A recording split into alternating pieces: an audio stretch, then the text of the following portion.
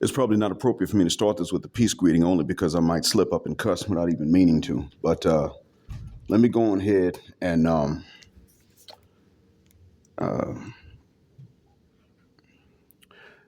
let me give you all a reminder right quick.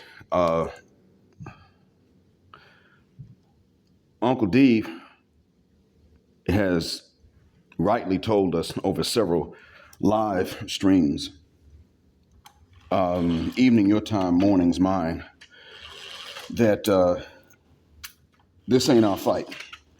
As Trump gathers up all these non-citizens that are not in the United States legally. Remember, if you get your papers, legally they can't do anything. But when Trump sends his employees to go and grab them up and puts them in these detention centers and gives them court dates to be sent out, and they get the final removal orders, and they're put on buses or planes, and they are sent back. Let me tell you guys this right quick.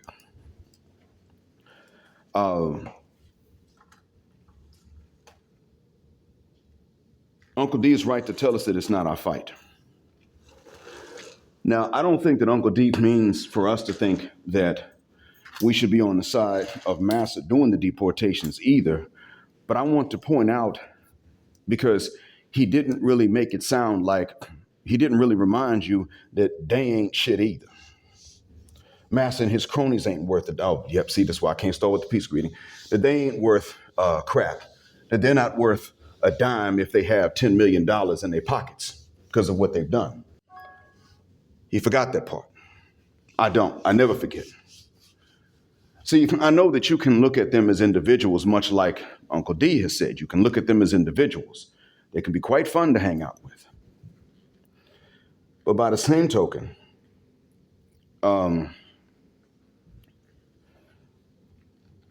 we know about their colorism.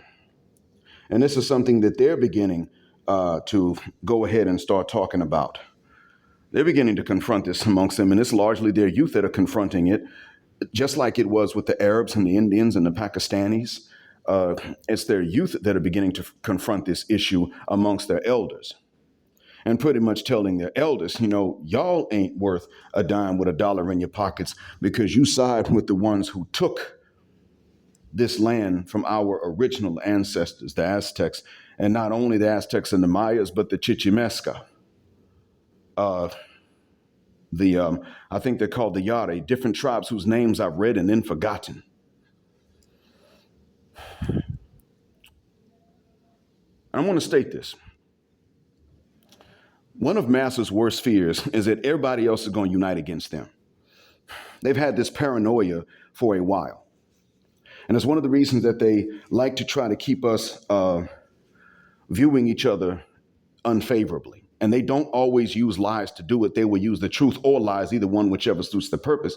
As long as you look at anyone that is Latin American of the mestizo phenotype and see them as an enemy right off the bat, they're good with that. And as long as you look at someone with our phenotype, but speaking English with a Spanish accent and speaking Spanish, then we see them as an enemy and a traitor. And as long as we look at someone from India right off the bat and see an enemy and a traitor, and as long as we look at someone that is Arab, if you even know that they're Arab, and see them as an enemy and a race traitor, they are fine with that. They're okay with that. But for whatever reason, whenever white folks walk into a new place, a new room, people become deracialized and colorblind. That's not the time to do that. And when someone darker than them walks in, then they lose all that color blindness and they become very racially aware, and that is not the time to do that. This has happened throughout history. This is how I know that there is a devil, and that this devil has a long plan to use white supremacy as a weapon against humanity in general, long before anybody had a really solidified idea, I should say, of white supremacy. See, when Cortez went into what's now Mexico for the first time, which I believe was in 1519, I don't remember exactly when he reached the Aztec capital, but I think that was also 1519. It was either 1519 or 1521 that he reached it. No, actually, it might have been 1521. 1519 was the Wall-Off Rebellion that happened on Hispaniola, which is now Haiti and the Dominican Republic. So, to make a long story short, Cortez and his men got there. Eventually, they reached Tenochtitlan, which is the capital of the Aztec Empire. It is today Mexico City, the capital of Mexico. When they got there and they met the Aztecs, the translator was a lady named Malinche. She's now called in Spanish Doña Maria in the Mexican history books, but her name initially was Malinche. She became the mistress of Cortez, who was supposedly married, so this makes him an adulterer according to the rules of his own Catholic faith.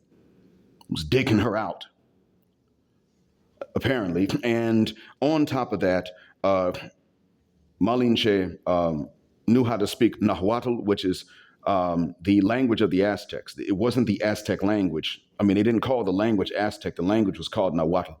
And then she could speak the Mayan language. The two are not the same. So she was able to speak them both. And then she translated because she learned Spanish very quickly. And so therefore, communication was able to take place in between the Aztec Nahuatl speakers and the Mayans. The Mayan Malinche, and then therefore the Spaniards. Now, when they first got there, they were impressed with what they saw. This was a real serious capital city. It was very large, very crowded, yet and still the empire was safe. Women traveled alone. Now, keep in mind, this is only 27 to 29 years after the Reconquista of Spain. In Spain, when the Muslims ruled, women could, even if women traveled alone, they were left alone. Now, the rules in Islam tell women to not travel by themselves, but if they did, they were generally speaking left alone because the punishments for bothering them were very serious. And even now in Saudi, the punishments for harassment are serious, whether it's a man harassing a woman or vice versa. The punishments for harassment are serious. You can ask for directions, things like that. You harass, it is over. 5 years locked up. But getting back to this time here, Cortez fell out eventually with the Aztecs. He came back later on, and this time he came back with a coalition of all these other tribes whom the Aztecs had captured in order to do human sacrifices. Okay, keep that in mind. These tribes had always been there, but it wasn't until Cortez showed up with firearms, a few cannons, a few hundred muskets, and I think he had 3 cannons, a few hundred musket rifles, and a few large dogs. And he was able to impress upon these other tribes that they had a chance at whooping the Aztecs together. And guess what? What he needed them to do was to just be cannon fodder. Quite literally, that's what he needed them to do, to make his weapons even more effective, because otherwise he was vastly outnumbered. When this whole coalition got back into Tenochtitlan, I believe 2 years later, half of the population and therefore half of the army present at Tenochtitlan was gone. They had been wiped out from the diseases they contracted during Cortez's first visit when he initially met them. So in between the times of his 2 visits, they died of different diseases that only Europeans carried and that Americans, real Americans, didn't have immunities to fight off. That is how this thing happened. That's the original conquest of what is now Mexico by Spain. So now, mind you, Cortez was wanted. There was a warrant for his arrest back in Cuba, and he missed being arrested by hours. He departed hours before that warrant was going to be served for him the next day. He left at night and landed in the Yucatan Peninsula, I believe it was, some days later, following rumors of an empire with gold. Now, after he conquered the Aztecs and took hostage their king, Moctezuma, today called Montezuma, and a room was filled up with gold and silver, and they killed Montezuma anyway, not honoring the bargain that they made. When this happened, that was it. He was now a hero to Spain. Now, he was able to sit up and say, well, they did human sacrifices and it was savage and all this other stuff. He was able to say that, and a lot of the Spaniards back in Spain sympathized with his conquest, not with the Aztecs. But there were rumors of another empire to the south amidst a bunch of mountains where there was gold. And Francisco Pizarro later, looking up to Cortez as a hero, went into that area and conquered the Incas. The Incas were in a state that allowed them to be conquered because two brothers were in a civil war to succeed their father to the throne. Pizarro did what he did, trying to be like Cortez. See, Francisco Pizarro was not independent of Cortez. He modeled himself after Hernando Cortez. Okay? Now, I'm telling you all this for a reason. When a Latin American is colorist, they're not following Latin America, they're following Spain. But they're massively following Spain. They might as well invite Spain to come back in and for free colonize it again. Why be independent if that's the case? They're better than you according to your own rules. Let them tell you what to do. You do it anyway. Most of them don't even want a president of their country in charge of their countries unless that president is European. Ask Scheinbaum, is that a Spanish language name?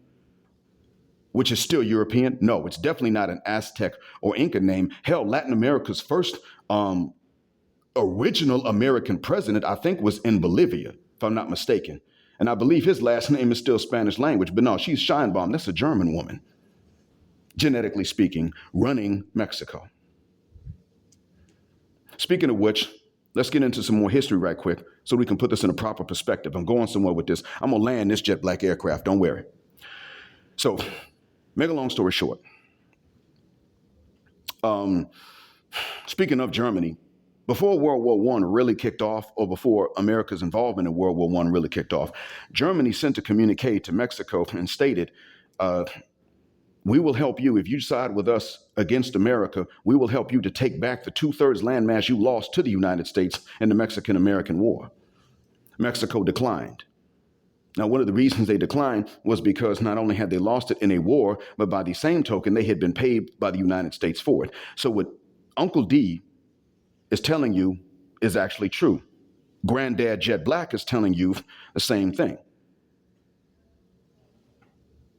Mexico was like, well, we got paid for it. It was a fair price at that time. So no, we good. I mean, the U.S. acquired that land for $2 million. We got it for $15 million. So no, thank you, but no thank you. This goes further. Don't stop there. It is very true that you can use that argument to nullify the argument that they did not cross the border, but that the border crossed them. You can use that. That's fine. You can say that because this was actually an exchange of territory that normally occurs in history, and it's not always correct morally. But this is what empires have said is correct. Yeah, we can take this land rightfully, either in a war or we can buy it. The U.S. did both. But let me tell you why the U.S. had that war from Mexico in the first place. This is going to tell you everything as to why it is that if we say this is not our fight, we must actually remember that it is not our fight. We cannot act like it's not our fight to get in there and help the deportees, but it is our fight if we get in there and help the deporters. No, neither one deserves our loyalty. Let me explain to you why. Mexico is neither friend nor enemy to us, our people. The colorists, but are they actually enemies? I mean, would they oppress us? No, not really. Not so much. They might marginalize us, I would say that. If they did oppress us, it's not going to be the same as what the other ones have done. Here's what I mean.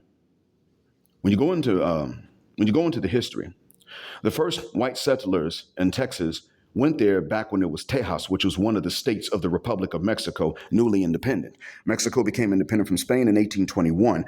1829, 8 years later, they had abolished slavery on Mexican soil. Now, what does that tell you? Well, they needed 8 years of independence to decide nobody can own anybody else. The United States needed 80 years of independence. So Mexico literally, in a tenth of the time that the United States did as an independent republic, abolished human ownership of other human beings. They pretty much said the 1800s Mexican Spanish equivalent of Jet Black's modern day shuck that fit. So in that regard, do they love us? Absolutely not. I'm pretty sure. Did they think that it was okay to own us? No, they did not. They did not sit up and say, well, the wealthy own people and we can't make them unwealthy anymore. No, they pretty much said, no, You might stay wealthy, and you probably will, and they did, but the wealthy did, but you're not going to own people to do it anymore. So that was it. And for a long time, African Americans, some of them my family members years ago, directly related to my direct ancestors, fled to Mexico, not to Canada.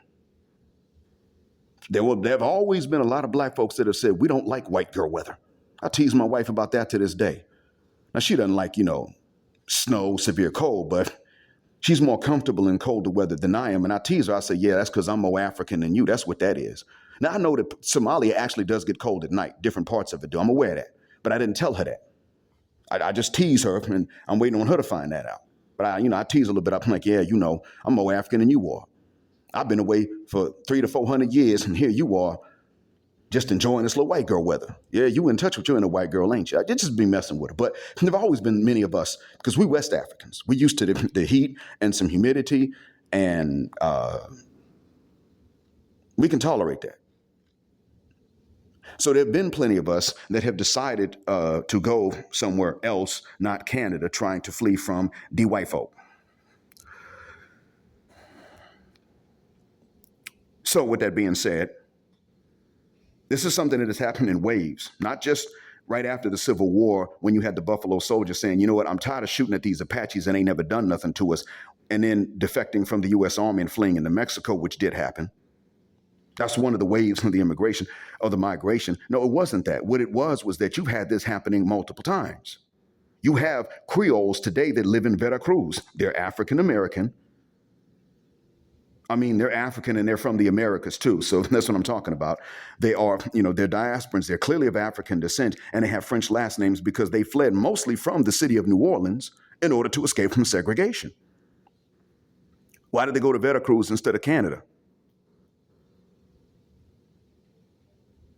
A lot of Creoles I know to this day don't like cold weather. Can they tolerate it? Yeah. Do they like it? A lot of Creoles I know never seek it out. That's the funny. I'm talking the palest ones too. They don't go for cold weather. It's funny. They'll be the ones be like, look, I want to go somewhere warm and toasty, and I know what it is. The weather is better, and they would like to stay dark. I don't blame them. It's better for vitamin D production, but that's another topic for another day. They generally make this distinction based on climate. So Mexico itself has not necessarily been friend or enemy. They've just, in terms of the system, they've decided that, well, okay, we're not going to be any more unfair to you than we have been to somebody else. That's pretty much what they've been saying. Now, these white folks moved into Tejas back when it was a part of Mexico. Most of the white folk were too poor to be able to afford one African off of an auction block.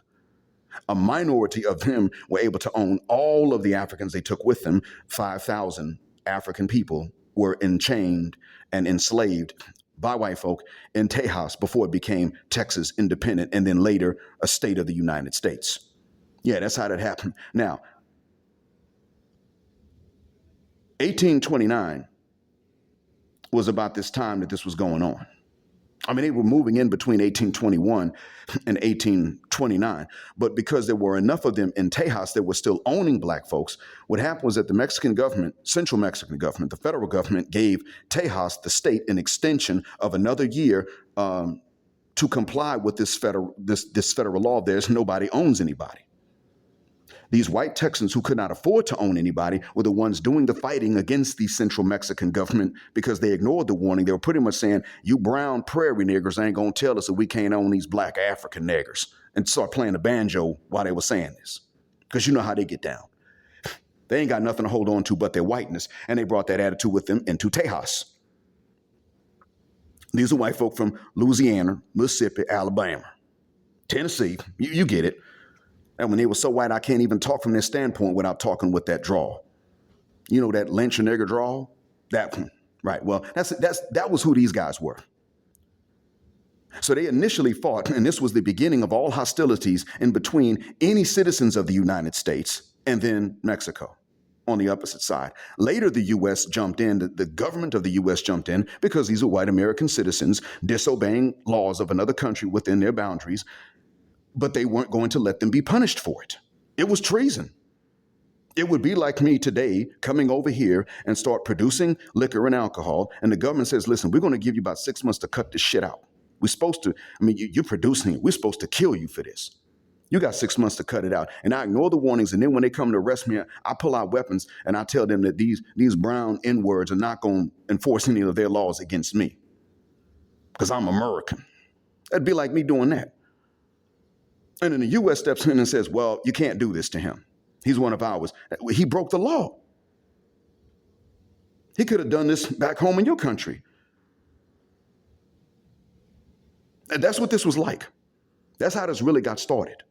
So I'm not going to sit up here and tell you that it is now today our fight to go and jump in on the side of those being picked up and deported, not all of whom are Mexican anyway. I'm not going to sit up and tell you that. What I am telling you is don't you ever forget that the ones who are doing the deporting don't have the moral right, because even though they won in a war and then bought the land, you could say fair and square, even though that is the case, the beginning of the hostilities were over the rights to own you and me, even by those who could not afford to do it financially, just so they could be better than us. Still white supremacy. Do not sit up here and start cheering on INS or ICE. Be strong enough to point the finger at both of them and tell them that ain't neither one of them worth a goddamn dime because they cannot remember your equality. And that makes them inferior to you. You're now superior, not because we were born that way, but because they forced us to be. And then they made themselves inferior with the justifications that they used, which was stupid, by anybody's definition, to make us be superior. They did this. They set that up. We were born equal. They forced themselves to be inferior. So now we're better than them, both of them. That's what that comes down to. I mean, collectively speaking, not individually, but collectively speaking, because we're not colorist against Latin Americans. We're colorist against ourselves in the same way, and we're beginning to fight back against that. But we have elders that'll say that's foolish and stupid. Those youngsters that back in the day had the fist in the air and said, you know what, I'm proud to be us. Now they old, older than me, in their 70s. So we done pretty much put that stuff out. If one thing that the so-called golden community, meaning those that are racially admixed, have right, it is that if anything, we have turned around and become colorists in the opposite direction to overcompensate for what we used to be. In that regard, they're not making it up. Can they exaggerate it? Some of them do. The women probably really dealt with this. But what I'm getting at, well, you understand the point behind all of that. The thing is that we now have gotten past all of that. They are still decades behind us in terms of mental liberation. And most other groups of people are decades behind us in terms of mental liberation. We started woke. Somebody else turned around and couldn't even follow woke, and they made it ridiculous. Yeah, trans rights for everybody. We weren't talking about that. That was never on our menu when we were talking about being woke. We were talking about being righteous and being fair and being just. They want to come along and say, well, it's fair and it's just to force this down the throats even of kids. That's why I say we're not the same.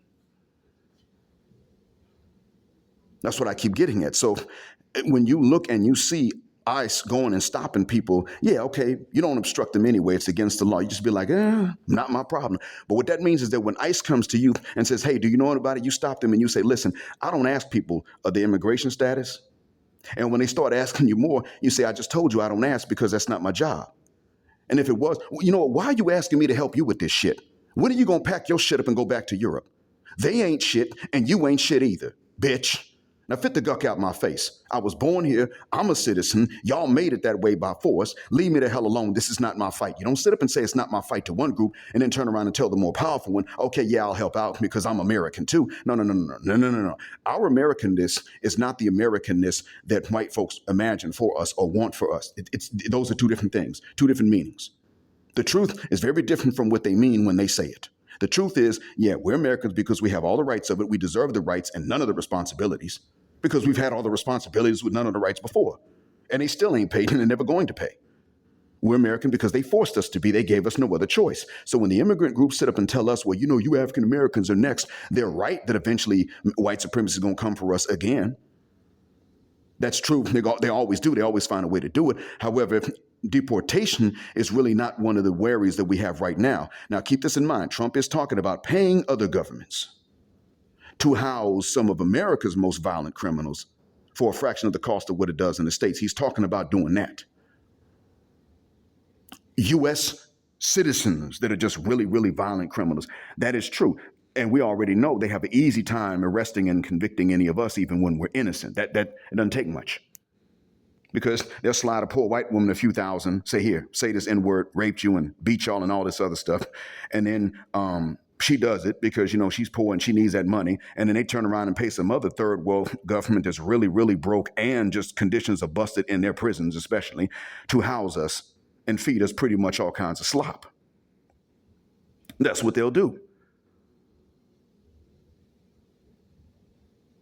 And they'll say he's serving a life sentence. Don't ever let him out. They'll do that. And they'll turn around and do that to us. So they will try to get us. That is very true. I still advocate for us to repatriate as much as we possibly can. I do advocate for that. And if you have the means financially, but you don't have, you can't get the paperwork together or something like that, then you help some other young brother to be able to repatriate. You help him acquire some skills that will allow him to repatriate. Preferably choose a young brother that's related to you by blood so that you have an interest in helping and he has an interest in not betraying you. I would recommend that because this still is, this America is still not it doesn't have an American dream for us. It's still a nightmare for us. That's still the case. We've made it a bit more comfortable, but don't get fooled and twisted. That's temporary. But do not sit up here and make the mistake of saying it's not our fight in one case and turning around and being willing to jump in and help in another. No. Screw all of them. Because both of them think that you're inferior. Each one thinks you owe them something. Each one does, and both of them are wrong. If you're irritated when someone that ain't black and ain't white comes along and says, why aren't you standing up for us? You should be more irritated when somebody that's white with a badge comes up and asks you to do that damn job for them so that they can get paid and you still don't get paid. Now, hold up. Man, what you want me to do? This is your job. You get paid for this. I don't. I got my own job. I'm not stopping you and I ain't helping you.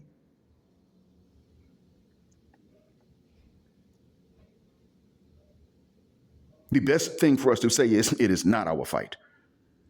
Because believe you me, if Trump gets what the hell he wants, and keep this in mind too, don't sit up and say to someone about to get deported, well, hell, y'all voted for him. Don't do that. Here's why I say that. Because the ones that can be deported don't have paperwork. They could not vote. That wasn't the case. They could not vote. So keep that in mind. They could not vote. The ones who could vote were citizens with paperwork. That had to be citizens first off. So that makes them legal.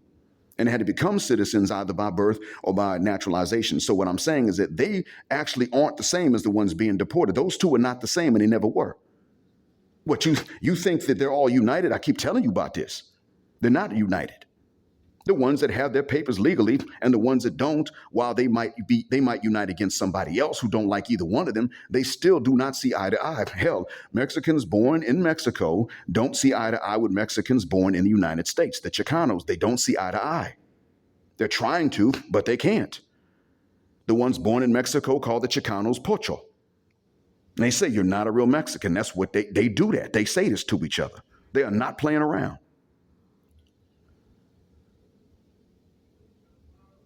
As a matter of fact, sometimes when a Mexican American is cool with black folks, some of the ones from Mexico are like, why are you hanging out with the Mayates? Why are you cool with the Mayates? They're Mayates. And the Chicano's like, I mean, why don't you fuck the shuck up? They didn't do anything to you or me, anybody else. What, you okay with the güeros? Yeah, the güeros are okay, they're normal. Okay, you know what? Get out of my face. Sometimes that's what happens. So they ain't the same.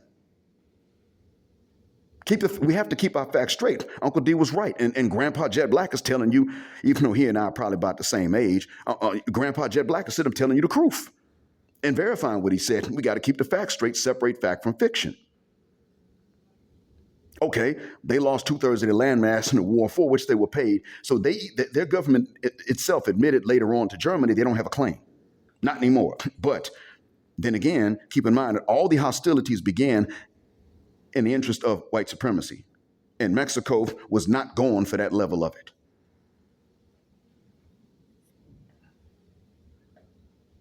Pretty much, they sent their army to march on these white Americans so that we would not be owned.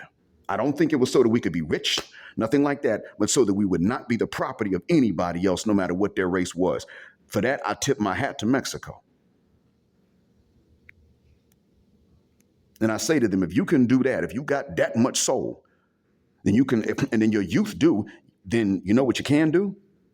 You could turn around now and you can say, hey, you know what, black folk, listen to your Chicano cousins that are in the States and born in the States and citizens. Listen to them when it comes to us. We ain't no more jacked up than y'all are. And as a matter of fact, out of all the Latin Americans, they all call you the most ghetto. So who are you to sit up and talk down on us about anything? What you should do is open up your border to us. When you go and you start deporting Americans for overstaying the visas, which is legal, leave the black ones alone. Prioritize the white ones. Go do that. If black folk are too cheap to overspend and too poor to overspend on anything, then let them stay there. Because they ain't the ones messing up the economy. Prioritize the ones that are inflating the economy over there down in Mako, okay? Do that.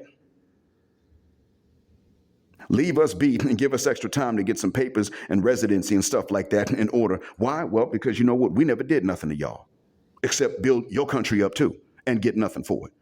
You ain't paid reparations either. What you did do was, as soon as you got independent of Spain, 8 years later, you went ahead and abolished any sort of bondage. That was good. But you just began to count certain Mexicans as citizens because they were black and they lived far away from everybody else. I wonder why they lived so far away from everybody else. What's that about? That's another talk for another day. But yeah, we do have to separate fact from fiction. And overall, what I want to get at here is that, like I said, black folk, this ain't our fight. Neither side deserves our help in this. Neither one. Do not go trying to help INS and don't go trying to stop them. One will get you landed in jail and the other one will make you pretty much know better. It would also make you a tool of white supremacy. We don't do that here. That's treachery to us. That's treason to us. You're going to help white supremacists against another kind of racist who's also a victim of it? Hold up. Okay, so you got two racists. One's been a victim of it and the other one has never been that and is the originator of it all. Okay, which one is worse to help, if anything? Yeah, it's worse to help ICE than it is to help out the ones that they want to deport. And both of them are bad for us. So don't do either one. And tell these INS and ICE agents, I know it's wrong to help him knowingly, harbor them, hide them from you. I know that. But you know what? I'm not doing that. And I ain't got to help your ass either. I'm sitting this one out. Our people are sitting this one out. We, me and my boys, or I should say my boys and I, are sitting this one out. We are not harming you. We're not getting in the way. And we're not helping your stank ass either.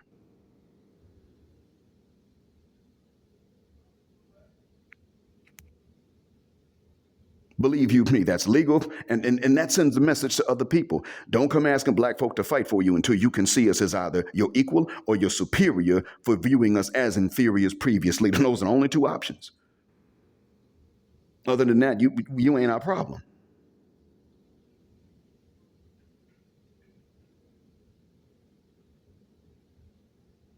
That's the end of that.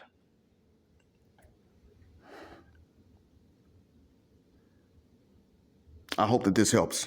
Thank you for listening as always. Black heart, black mind, black out, assalamu alaikum, black heterosexual, non-select male power because they don't like it. Black patriarchy until extinction of judgment day. And as always, thank you for flying with us here on Jet Black Air, where the phrase jet black is also a verb. Keep jet black with us till the wings and the wheels fall off. Gender, justice, forever.